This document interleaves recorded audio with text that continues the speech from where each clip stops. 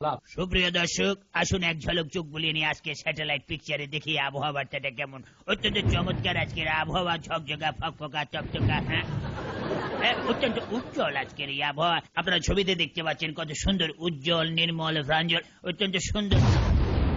ঠাড়া বললো মনে হয়। আচ্ছা যাকে আবহাওয়া অত্যন্ত সুন্দর। দেখেন এই যে পোস্টারের মধ্যে দেখা যাচ্ছে নদ নদী অত্যন্ত শান্ত। নদীতে পানি নেই, অশান্ত হইব কেমন? তবে ঢাকার ওয়েদার কিন্তু খুব ভালো। না, কোনো জড় বাতাসের সম্ভাবনা নাই। এই যে বাতাস না, শৈত্য প্রবাহ। তবে তুষারপাতের কোনো সম্ভাবনা নাই। তবে পোস্টারে তো দেখা যাচ্ছে তুষারপাত হবে না, কিন্তু কেন যে হইতেছে আমি নিজেও কনফিউজ, বুঝতে পারছি না। তবে চিন্তার কোনো কারণ নাই। এই শীতকালে কোথাও যেতে বারণ নাই। নোয়াখালী, মহাখালী, পটুয়াখালী যেতে পারেন ইজিলি, কিংবা সুন্দরবন, বান্দরবন, আন্দরকিল্লা, পরিবারের সবাই মিল্লা যেতে পারেন কুমিল্লাও। আকাশ একদম সাংঘাতিক রকম পরিষ্কার, একটা ফোঁটা মেঘ নাই। মেঘের কোলে রোদ এসেছে, বাদল গেছে ছুটি। কে বলেছে আকাশে ফ্যাকাশে মেঘ, রোদ যুক্ত মেঘ মুক্ত আকাশ?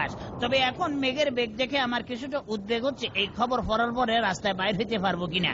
তবে আমি বুঝতে পারতেছি না আবহাওয়া বার্তা, পোস্টারের ছবি এবং প্রকৃতির আচরণ কেন মিলতেছে না। What happened?